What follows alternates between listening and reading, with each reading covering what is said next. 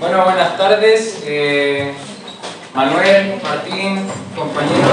Hoy les vamos a presentar, no sé si se cataloga como clase hoy en día, pero 5. La idea es hacer una introducción, la definición de síncope, un poco de epidemiología, clasificarlo, cómo enfrentarlo y luego el cierre. Ya. Cuando hablamos de síncope, el síncope entra dentro de los grupos de la pérdida transitoria de conciencia, lo ubicamos acá, ¿ya? Esta es la clasificación y vamos a andar, así que vamos de a poquito. Se caracteriza por ser una pérdida no traumática de la conciencia, ¿ya? Aquí tenemos dos grupos de pérdida transitoria de conciencia.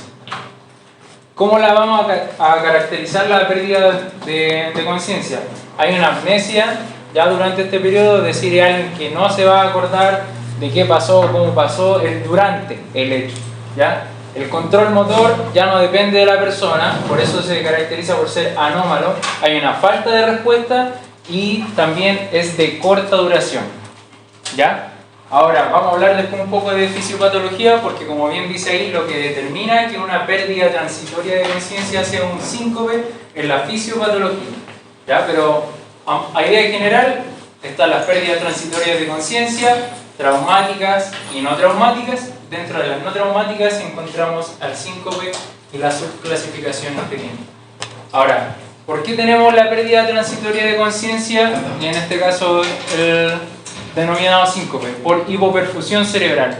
Es decir, hay un momento en donde el cerebro a nivel general queda sin flujo sanguíneo, pero este es transitorio, ¿ya? Y como dice aquí, de duración breve, porque también hay otros casos que se mencionan, que es el ACV, donde también se puede, si es un ACV químico, también puede haber pérdida del flujo. Si es un accidente isquémico transitorio, también hay una pérdida del flujo, y este se caracteriza por una duración entre 8 segundos a 2 minutos, ¿ya?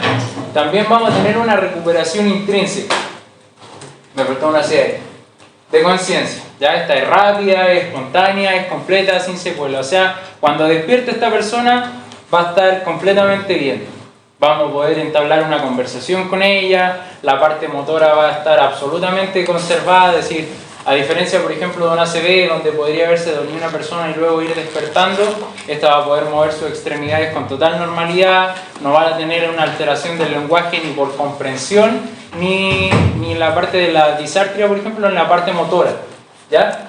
Como dice acá, la síntesis es que es sin secuelas y es autolimitado. O sea, la persona despierta, ok. Ahora, está el presíncope, que esto se lo dejamos entre comillas porque suelen ocupar más la palabra pródromo para esto, que son síntomas inespecíficos que se dan previos a este evento de pérdida de conciencia. No sé si a alguien acá puede que le haya pasado, pero es bien particular, ya hay visión borrosa, náuseas, como malestar general, la sudoración, frío, palpitaciones, que lo vamos a ver en la fisiopatología porque corresponden a síntomas vagales, ¿ya? Puede haber incluso una palidez cutánea, pero eso, a nivel general, síntomas vasovagales que se dan previo a. Y también hay trastornos metabólicos que hay que considerar, ya a la hora de, si estamos por ejemplo en urgencia o esta persona nos llegó a urgencia, podemos tomar un hemoglucotest, pinchar el dedito, ver cómo está la glicemia y puede haber una hipoglicemia y nos puede dar un cuadro similar. Lo mismo en caso de hipoxia, porque la hipoxia de por sí es que hay una menor cantidad de oxígeno que está ahí. Así que por ejemplo la hiperventilación con hipocapnia o una intoxicación, ¿ya? Ahora, estos trastornos metabólicos que podrían similar al síncope son de mayor duración, ¿ya? El estado de conciencia después, cuando la persona va recuperando, sí está alterado, o puede que no, según sea el caso particular, y no hay una pérdida de conocimiento como tal. Ahora ya si estamos hablando de casos graves y quizás más específicos, puede que sí lo encontremos, pero en la generalidad no, ¿vale? ¿Alguna duda? Vamos, ¿sí? Mínimo 8 segundos. No, son valores promedio los que duran, ¿ya? Pero si hay una pérdida en el fondo donde hay una hipoperfusión cerebral considerable, tu cuerpo en el fondo el síncope, tómenlo ya, esto va a ser un spoiler, pero es una medida de salvataje, porque el cerebro sensa la hipoperfusión y la forma más fácil de hacer llegar la sangre al cerebro es irse a piso, ¿ya? Porque es más fácil irse a piso y bombear a un nivel en que uno esté de cúbito a bombear contra gravedad, ¿ya? ¿Se entiende esa parte? ¿Qué es hipocapnia? Hipocapnia es cuando hay una menor cantidad de CO2, ¿ya? Porque en el fondo esto apunta a un trastorno de la ventilación. ¿Qué es lo que puede provocar esa hipoperfusión? O sea, sé que puede ser como por otros trastornos, pero una persona que se desmaya y genera hipoperfusión. No, es la hipoperfusión la que te lleva al síncope, Por eso. ¿ya? Por eso una persona que se desmaya tiene una hipoperfusión y... Puede estar, recuerda que vamos a volver un poco más. Una persona que se desmaya como tal, que puede estar dentro de todos estos cuadros, ¿ya? Y aquí hay, por ejemplo, nosotros vamos a hablar de síncope, pero si es no traumático, es decir, no hay ningún golpe, puede estar por algún ataque epiléptico, un ictus, que no sepamos aún, o puede ser por algún traumatismo, ¿ya? O, por ejemplo, un caso así en que no hay nada, así como que no tiene ninguna, así como una enfermedad como morbio, simplemente un síncope. ¿Qué es lo que puede provocar eso como hipertensión? ¿Sabes que se para muy rápido? Sí, eso es como una de las causas que puede generar un síntoma. Vamos. En términos fisiopatológicos, igual lo vamos a ver más adelante, pero se debe a una diferencia de la respuesta de presión. Como hay una diferencia de presión en que yo al levantarme no voy a ser capaz de responder tan bien al cambio de presión que hago cuando me levanto, y que el cerebro va a tener un periodo muy lento de hipoperfusión cerebral. Entonces lo que hace ahí es que todos los organismos vayan al suelo para que pueda estar nivelado en el fondo. Pero es como, no sé si alguien se levantaba una vez muy rápido y se queda como mareado. Bueno, es exactamente eso. Es porque el sistema venoso no es capaz de responder con la necesidad de velocidad para que se genere una respuesta adecuada. ¿Sí? Una pregunta, en el presíncope entonces igual hay como una hipoperfusión, pero como que previo a llegar al síncope, ¿no es cierto? Claro, pero puede presentarse solo como un pródromo, ¿ya? Un pródromo no necesariamente va a llegar a un síncope, porque como dijo mi compañero, muchas veces puede que a uno mismo le haya pasado que se para muy rápido y están estos cambios de presión bruscos que quizás nuestro cuerpo no logra adaptarse, por ende vamos a tener alguna, quizás, bueno acá no está, pero algún mareo, una sensación de desestabilidad, ¿ya? Pero entonces, por ejemplo, cuando uno le da, de hecho, por ejemplo, a mí me pasa siempre lo de los presíncopes, entonces en estricto rigor lo mejor sería como tirarse al piso como para que a uno le llegue... Para que se te quiten los síntomas, ¿Sí? no es necesario tirarte al piso, pero estar en decúbito. Ah, ya, como... Estar vertical en el fondo. Y ahí como que debería ir haciendo de nuevo la oxigenación, como que... Sí, pero o sea, eso es como la medida más fácil, pero lo que se estudia más como no para sentarte automáticamente es levantarte de a poco, para que el sistema se vaya como acostumbrando a los cambios, como que los cambios de presión no sean bruscos en el fondo. Claro, pero igual así como en estricto rigor hay como menos hipoperfusión, pero Sí. que no llega al otro. Claro, Claro. es que en el fondo es cuando se detecta la hipoperfusión cerebral por los receptores, lo que va a ser automático es una respuesta reflejo. Si lo detecto, te va a ir al piso. Cero atado. Ahora, lo que te va a generar los síntomas son previos a llegar a ese cambio de hipoperfusión como tal. O sea, son como, yo detecto que puede generarse una entonces voy a generar síntomas debido a esa hipoperfusión no tan marcada. O netamente al cambio de presión, ¿ya? Gracias. Eso. Ahora, esto es, consideremos, en la primera parte avisamos, hay distintas clasificaciones, ¿ya? Así que no todos son por temas de presión. Ahora, aguántenos que ya vamos a andar un poco más. Ya, en cuanto a epidemiología, esto lo puede presentar una de cada 5 personas, el 20% de la población. Ya un tercio puede incluso no tenga una causa identificable. En la presentación bimodal, ¿a qué nos referimos? A un tema de edades. En la adolescencia o adultez temprana, es decir, sería nuestro grupo etario, la mayoría tiende a ser un síncope reflejo vasovagal, ya vamos a andar más en esto, y en adultos mayores tiende a ser ortostático o cardiogénico, ¿ya? Aquí seguimos con los spoilers, en el fondo que hay distintas causas de síncope. Cuando hay causas cardíacas, ya que principalmente los adultos mayores tienden a tener mayor morbimortalidad. Y como dato freak, dijimos que había hipoperfusión. El cuerpo toma estas respuestas o medidas de salvataje para lograr compensar esto y evitar esta disminución del flujo sanguíneo. Esta hipoxia no genera necrosis, ¿ya? Ahí tenemos otra diferencia de ejemplo con un ACV isquémico donde sí hay una necrosis, ¿ya? Porque se obstruye el flujo, ¿ya? Eso, entonces, como les comentaba, es un mecanismo protector. Entonces, esta caída mejora el retorno venoso y así se restaura rápidamente la perfusión y por ende evitamos daños a nivel cerebral. ¿Está ahí todo bien?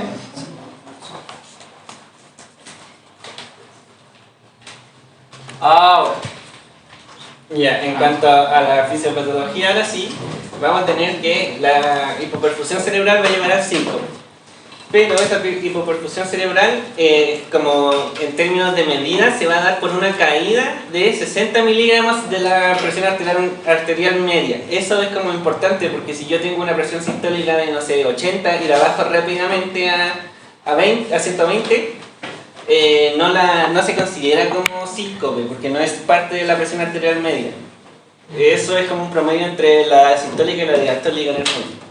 Ahora, la caída del flujo va a generar la hipoperfusión. Para que se genere el síncope como tal, necesito que haya hipoperfusión por 6 a 8 segundos. Y bueno, la perfusión cerebral en el fondo va a estar medida por el gasto cardíaco, que es la frecuencia por el volumen sistólico, y la resistencia vascular periférica. Que la resistencia vascular periférica en el fondo es la fuerza a vencer del ventrículo izquierdo para que pueda generar un latido cardíaco efectivo. La presión arterial se va a regular por el endotelio a través de sustancias vasoconstrictoras y vasodilatadoras. En cuanto a las vasoconstrictoras vamos a tener la endotelina, angiotensina, las prostaglandinas, y especies reactivas del oxígeno, y las vasodilatadoras, el óxido nítrico, prostaglandina I2, las bradykininas y la adenosina. ¿Alguna duda con eso? ¿Sí? Bueno, la clasificación de los síncopes se van a dar en reflejo o neuromediado, que va a ser el síncope vasovagal, situacional, síncope del seno carotidio o síncopes más atípicos.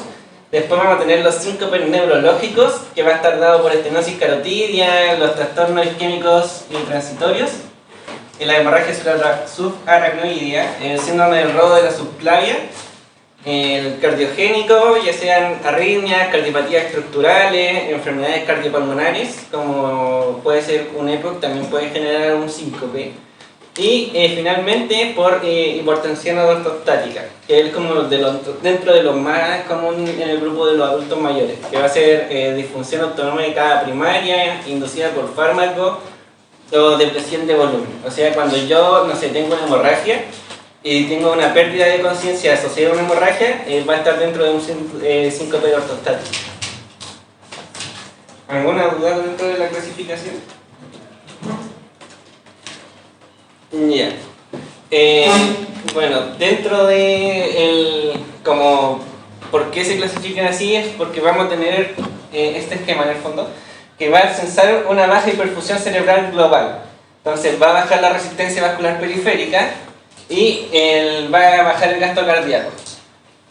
Eso va a generar un reflejo inadecuado en el fondo. Y puede ser de vasodepresor el reflejo, un reflejo mixto o un reflejo cardioinhibitorio. Y eso van a ser los síncopes reflejos. Por este lado vamos a tener el sistema nervioso autónomo normal, daño estructural o retorno venoso inadecuado. El daño, o sea, a pesar de tener el gasto cardíaco bajo o resistencia periférica baja, en un sistema nervioso autónomo normal vamos a tener un síncope inducido por fármacos. O sea, no hay un daño en el cuerpo como tal, sino van a ser sustancias exógenas lo que van a generar el síncope. Bueno, aquí como daño estructural del sistema nervioso autónomo, podemos tener daño primario, daño secundario y depresión de volumen o acumulación venosa. En el fondo esto quiere decir que la sangre va a quedar en el sistema venoso y no va a estar circulando adecuadamente por el sistema arterial. Entonces al cerebro no le va a llegar buena sangre oxigenada y por eso se va a generar como esta pérdida de conciencia.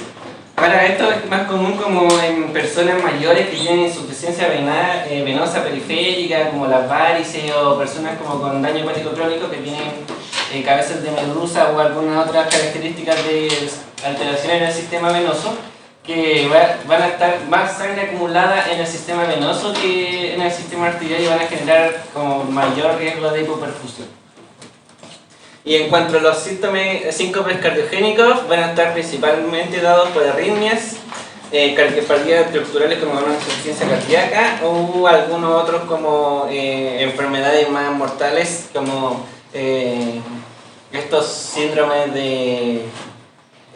oh, se me olvidó el nombre, pero son como los de muerte inmediata o muerte prematura, que es lo que se llama. Así como cuando literalmente estás caminando y te mueres, como por una alteración cardíaca. Muerte súbita. Eso, muerte súbita. ¿Alguna duda? Ya. Para profundizar un poco más en el neuromediado o neuroreflejo, el resumen está ahí, ¿ya? Hay una respuesta desregulada del sistema nervioso autónomo ante un estímulo, ¿ya? Donde resalta el nervio vago, que se caracteriza, bueno, la estimulación, del nervio vago aumenta y esto va a producir una bradicardia, una disminución del inotropismo y una vasodilatación, ¿ya? Este estímulo puede ser distinto, puede ser algún estresor. Hay gente que, por ejemplo, ve sangre a piso, ¿ya? Hay gente que está en situaciones donde se siente muy agobiada, de mucho estrés. También se va a activar nuestro cuerpo, ¿ya? A nivel del sistema nervioso autónomo con esta reacción de ataque. Como predomina el sistema nervioso simpático, hay que compensarlo. El nervio vago aumenta, produce lo que les dijimos, a piso, ¿ya? Por eso es que se llama neuromediado o reflejo. Este estímulo demanda un ajuste a nivel del sistema nervioso, ¿ya? Entonces, aquí ya tenemos el vasovagal y situacional. El situacional, no, partamos, por el vasovagal. Tenemos este estímulo, ¿ya? Vamos a querer responder. El sistema nervioso activa al ventrículo izquierdo, pero una sobreactivación a nivel de los mecanorreceptores, aquí quizás se pierden un poco, pero en el fondo una sobreactivación va a llevar a los mecanorreceptores a actuar más rápido, se pierde esta regulación como tal, ¿ya? Se desregula acá en nuestro sistema y nos va a producir el síncope. En este caso destaca, como les decía, el miedo, pánico, una fobia a la sangre, y por el otro lado está la estructura regular del sistema nervioso simpático, donde hay una micción, un valsalva, ese es el término general, ¿ya? Pues micción, defecación, el pujo como tal lleva también una desregulación, incluye el ejercicio también, ¿ya? Pero eso tiende a ser menos frecuente. La desregulación del sistema nervioso simpático, como dice allá, gatilla nuevamente. Y está el síndrome del seno carotidio, no sé si le han mencionado que cuando uno toma el pulso tiene que ser unilateral el pulso carotidio, justamente por eso, porque que si le estimulamos los dos y tenemos una persona que tiene un síndrome del seno carotidio, la vamos a mandar a piso, ya, porque hay una estimulación bilateral de esto. El seno carotidio tiene los varoreceptores que sensan cambios de presión, entonces al estimular los dos vamos a generar cambios de presión que la persona no se va a poder adaptar y va a generar nuestra respuesta reflejo. ¿Sí? No lo intenten. Por el otro lado, como decía mi compañero, está la hipotensión ortostática. La hipotensión ortostática, bueno, por primera parte, hipotensión se sensa la baja de volumen, ¿ya?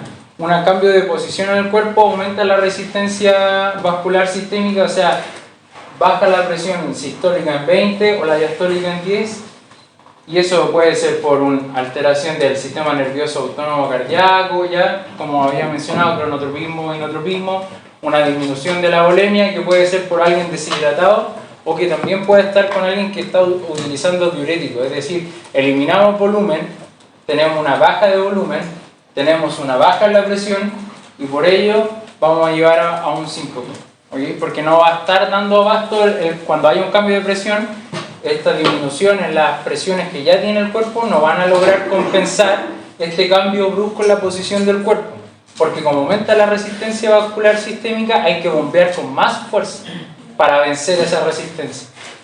¿Ya? Entonces, en resumen, tenemos una disminución de la volemia, sea por distintas causas, y aquí están, como les mencionaba, diuréticos, vasodilatadores, incluso algunos antidepresivos. ¿Ya? Nos va a bajar la presión. Si tenemos la presión baja al momento de hacer estos cambios bruscos, aumenta la resistencia a vencer, es decir, hay que bombear más fuerza, pero la presión que tenemos no nos va a lograr ayudar a compensar. Y como decía mi compañera también, cuando hay disfunciones a nivel venosa, se tiende a acumular la sangre en los miembros inferiores, no solo por insuficiencia venosa, sino también porque por temas de gravedad la sangre, o sea, la gravedad indica, todo cae. Entonces la acumulación tiende a ser a nivel inferior. Por eso la respuesta es, como hemos insistido en todo este caso, es llevarnos a piso, ¿ya? Porque así es mucho más fácil bombear la sangre. Ya. El síncope cardiogénico es una consecuencia directa de daño cardíaco o de un trastorno cardíaco en el fondo. O sea, no existe síncope cardiogénico sin una alteración cardíaca. Y por lo tanto es una situación de riesgo vital. O sea, yo cuando tengo una persona que presenta un síncope, lo primero que tengo que hacer es diferenciar o quitar la causa que sea un cardiogénico, porque si es un cardiogénico probablemente esa persona está en riesgo vital. Entonces eso. Las causas principales generalmente son las arritmias o mayormente las bradiarritmias, como el bloqueo auriculoventricular, tipo 1, tipo 2 o tipo 3, o el síndrome del seno carotidio, del nodo sinusal, que van a generar un volumen sistólico efectivo bajo. Y las taquiarritmias, como la más común de todas las arritmias, la fibrilación auricular, va a aumentar la frecuencia cardíaca y por ende va a disminuir el volumen telediastólico. Y eso va a generar un gasto cardíaco bajo, lo que va a generar el síncope. Y en cuanto a las cardiopatías estructurales, vamos a tener malformaciones congénitas o adquiridas en el fondo, como la estenosis aórtica, el infarto agudo del miocardio, la miocardiopatía hipertrófica, el taponamiento cardíaco y anomalias congénitas. Igual lo más común es ver una insuficiencia cardíaca como cardiopatía estructural. Bueno, después del infarto obviamente que es la afectación cardíaca más común. ¿Alguna duda de síncope cardiogénico? Hasta ahí, las últimas 3 diapositivas que hemos visto, que quizás lo más enredado, fisiopatología, está todo bien. Ya, perfecto. Igual en síntesis, el neuromediado aumenta el tono simpático, se genera una respuesta en donde aumenta también el tono vagal. El tono vagal nos desencadena, como decía, una disminución de la frecuencia cardíaca y la presión arterial. ¿Ya? Eso gatilla no solo el cambio de la presión, sino la frecuencia cardíaca. Y de mi parte, el otro que era la hipotensión ortostática, como bien dijimos, hay una disminución, sea por distintas causas de la presión como tal, que cuando el cuerpo requiere un aumento de esta para compensar cambios posturales, por ejemplo, no da abasto. ¿Ya? Ya. El enfrentamiento. Lo primero que todo en una persona consciente es ver qué es lo que pasó en el fondo, así como caracterizar si lo que está teniendo es un síncope, algún trastorno vestibular asociado como al vértigo, o algún desequilibrio o un mareo como tal. El mareo es la sensación desagradable de tener la cabeza flotando en el fondo. El vértigo es cuando una persona siente que está como todo a su alrededor girando. Esa es la descripción de vértigo. el desequilibrio en la inestabilidad al caminar que pueden tener algunas personas con Parkinson, por ejemplo, que pueden tener tienen que tener una marcha más lenta porque ellos tienen una mayor inestabilidad caminando y eso puede generar caídas en el fondo. Y el presíncope, obviamente, como ya lo hablamos, son como los síntomas previos al síncope o como esto clásico de mareo, un cuadro prodrómico. Como bien dice arriba, lo importante de acá es no confundir, porque en algún momento va a pasar que le pregunten a una persona qué es lo que le sucede y muchos engloban todo esto en un solo término, mareo o vértigo. Pero como bien explicó mi compañero, los conceptos son distintos, entonces a la hora de hacer una anamnesis no es recomendable hablar en terminología médica, sino preguntar como dice acá, por ejemplo, ¿usted siente que los objetos se mueven, se desplazan o es su cabeza la que está flotando o se le mueve? Ya, y en base a eso ir discriminando porque la gente no tiene por qué en verdad distinguir entre todo esto, ¿ya? Y ahí es donde ustedes o nosotros en verdad entramos en importancia a la hora de determinar qué es lo que tiene realmente. Bueno, obviamente para el enfrentamiento sería una anamnesis detallada y hay que centrar como nuestra anamnesis en el episodio de síncope como tal. Preguntar al paciente o al testigo, es decir, no sé, ¿usted se recuperó totalmente o quedó como un momento en que tenía como cierto, no sé, náusea, estaba como medio dormido?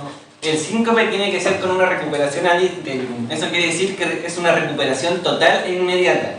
Si la persona no tiene una recuperación total o inmediata, puede ser algún otro tipo de trastorno en el fondo. Bueno, ¿fue completa la pérdida de conocimiento? No, eso también es muy importante porque, por ejemplo, las personas que tienen crisis de ausencia, que son un trastorno epilépticos, tienen pérdidas de conocimiento, pero que pueden ser parciales, pero ellos no lo saben. O sea, como en el fondo tú como observador ves que la persona está normal, pero como yo como epiléptico en el fondo no distingo bien qué fue lo que pasó en el fondo. Aunque tienen como recuerdos como tal, como no sé, vi como cierta cosa, pero no estoy seguro.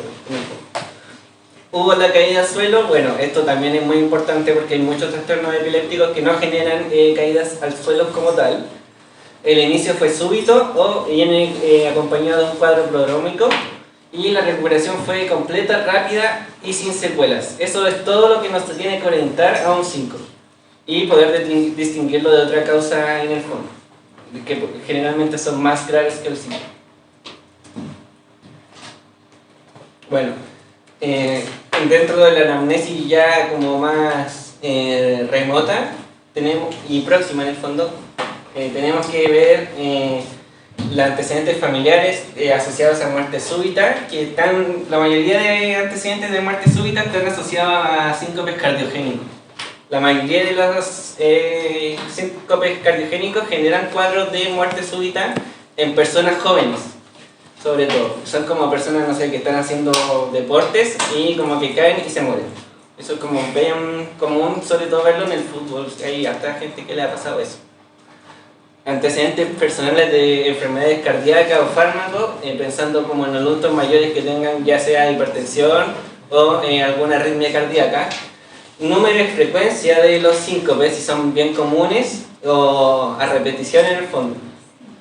¿Y cuántos tuvo en un momento? Porque las personas pueden tener como síncopes a repetición, así como en un mismo episodio. Síntomas asociados, ya sean movimientos convulsivos o pérdida del control de esfínteres. Estas dos cositas nos van a orientar más a un síncope, una pérdida transitoria de conciencia asociada a epilepsia más que como un síncope como tal. Las circunstancias, en qué momento aparece, en qué situación, en qué posición estaba, en qué posición tomó, el pródromo, malestares, náuseas, debilidad y duración y recuperación, que tiene que ser un episodio breve y con una recuperación muy muy rápida, en el fondo al intento. Y si fue rápido y completo. Ya, esto, si bien es cierto, es pura anamnesis, es súper importante porque si llega un paciente y nos comenta que cada vez que se para le dan le da un pródromo y dentro de esto varias veces igual le ha presentado un síncope, ¿a qué lo asociamos? A un síncope ortogonal. Súper. Y por ejemplo, si tenemos un paciente que está ocupando beta bloqueo, que disminuye la frecuencia cardíaca, y un diurético, que nos ayuda a eliminar líquido. ¿A causa cardíaca? Por hipotensión. Pero también podría estar asociado a una patología cardiogénica, ya en el fondo es súper importante porque como ha dicho Manuel y dijimos al principio, la morbimortalidad es mucho mayor. ¿Ya?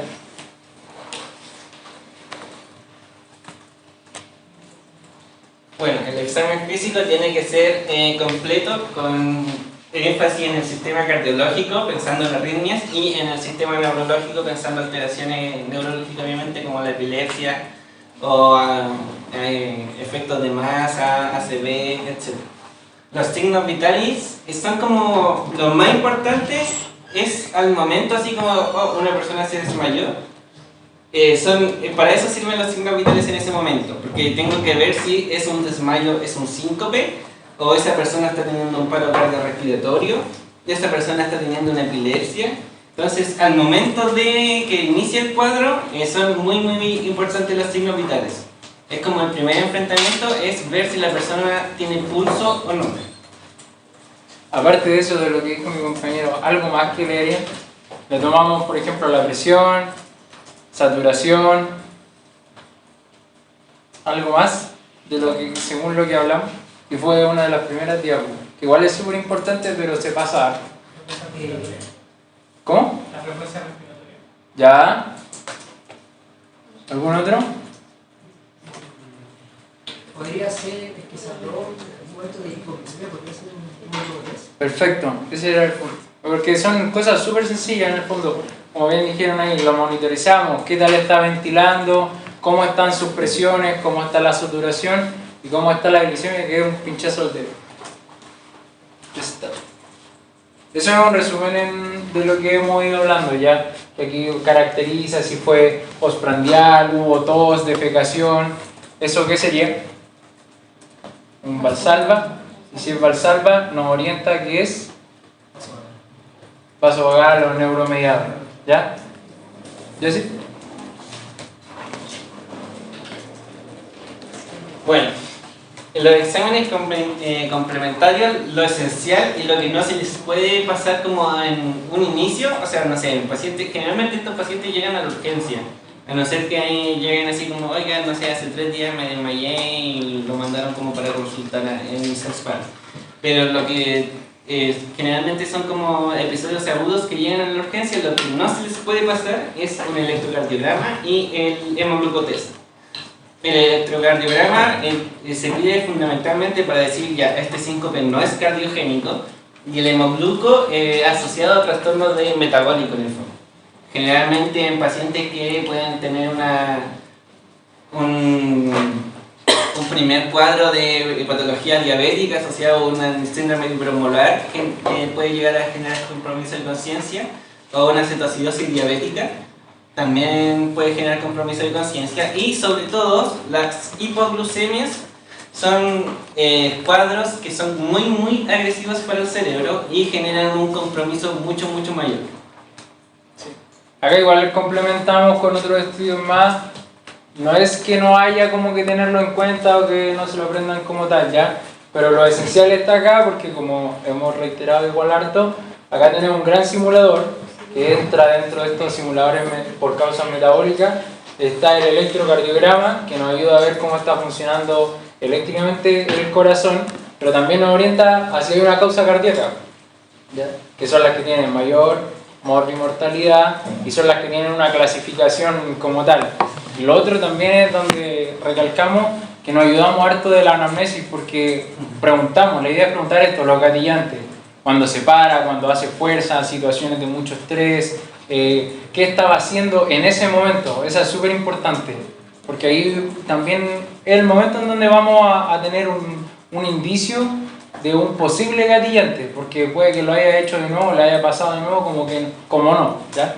Pero la anamnesis juega un rol fundamental en cuanto a la hora de hablar de síncope. Claro, en el fondo con la anamnesis y el examen físico y estos dos exámenes aclaran mucho la película. Ahora, si en verdad todo esto sale negativo, la anamnesis no es orientadora a síncope, tenemos que hacerle un estudio más profundo hacia el paciente. No se puede, como en el fondo, decir no tiene nada, o fue solamente vasovagal. No sé, una persona que está sentada de la nada se desmaya y las familiares lo ven y llaman al SAMU y lo traen y no sale nada que es ni cardíaco ni hemogluco. Hay que hacerle sí o sí buscar signos de accidente cerebrovascular. Generalmente los accidentes cerebrovasculares de fosa posterior no generan tantos síntomas marcados como, no sé, lateralización, focalidad neurológica, son como más silenciosos. Entonces hay que hacerle, no sé, un TAC craneal para ver que no esté siendo un ACV hemorrágico isquémico.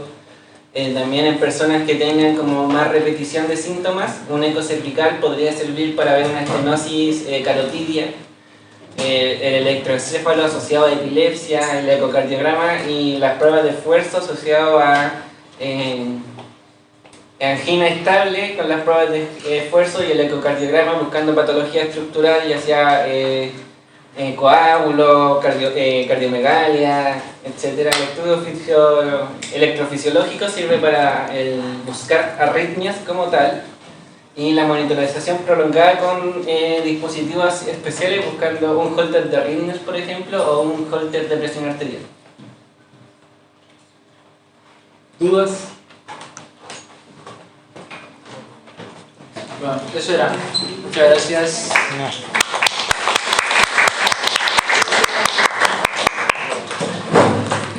¿Sí? De los tres, como el 5 que tiene que estar relacionado con las Calmado. populares, ese sería como el más cuático. Ahora sí. Como el 5 cardíaco sería como el más peligroso de todos. O sea, en Es cuanto el a... más mortal de forma aguda. Y se asocia también a la morbimortalidad, ¿ya? Porque a nivel cardíaco se va a asociar a otras sintomatologías, también a otras afecciones. Por eso es que tiene tanto peso. Ahora, en cuanto, según lo que había estado leyendo, el cardíaco como tal tiene un 20%, ya en cuanto a epidemiología, de los 5. Y lo otro que tiene gran importancia es el neuromediado, con un 25%, ¿ya? Pero era como si fui 5 cardíaco, también puede ser como un signo de algo, como algo más grave. Exacto, es que te orienta, como dice acá, a una causa cardíaca. Y esa causa cardíaca no solo te va a llevar a un síncope, ¿ya? Porque antes de llevarte al síncope significa que te estás descompensando. Tu cuerpo ahí tomó, como decía el PPT, una medida de rescate para dejarlo solo en una hipoperfusión y no en una isquemia, ¿ya? Pero se asocia a otros daños, por ejemplo una arritmia, una fibrilación auricular, puede ser trombogénica, ¿ya? Entonces eso puede gatillar que siga un trombo y después se aloje en algún punto del cerebro y ahí ya tienes una ACV. Claro, porque en el fondo genera más morbilidad y obviamente mortalidad. Pensar como, no sé, tengo una fibrilación auricular, que es una de las arritmias más trombogénicas que hay, y genera una ACV. Ahí obviamente se genera un síncope, una pérdida transitoria de conciencia, va a ser neurológico, porque es una ACV. Pero el origen de la causa va a ser cardíaco, porque él tiene una fibrilación auricular de base. Así que es lo primero que se tiene que descartar por esos motivos, como es el que genera más daño. ¿Eso le entra esto en la prueba? No sé. O sea, se supone. No tenemos temario, Ya no podemos firmar vamos a hablar nada. con la doctora y después a lo mejor le mandamos un mensaje. Sí. Igual tuvimos otra clase ¿A 5 ustedes? antes. ¿Ah? No, que- ¿Ustedes que harían te- las preguntas de la prueba? No creo, la otra vez nosotros dijimos que es donde enfatizamos, por ejemplo, cosas más importantes. En este caso, al ser semiología, sí o sí va la parte de examen físico de anamnesis, ¿ya? Entonces, igual le pasamos al PPT. Y por ejemplo, eso que sale como CIV, ¿es que tiene más énfasis o da igual? No, Que aparece en eso- algunas diapos y en otras no. Eso era por CIV. Ah, ya. Es que de repente me ponen sticker y es como para que nos enfoquemos en eso. Así. Ah, no. O sea, creo que el año pasado era como... El año pasado Era pusimos eso. stickers de Docaro en alguna identidad. Pero... ya no. Ya, pero a lo mejor no. Mira, si le llega de nuevo el PPT, véanlo, es importante. Ya. ¿Ya? Ya, gracias. Que te vaya muy bien.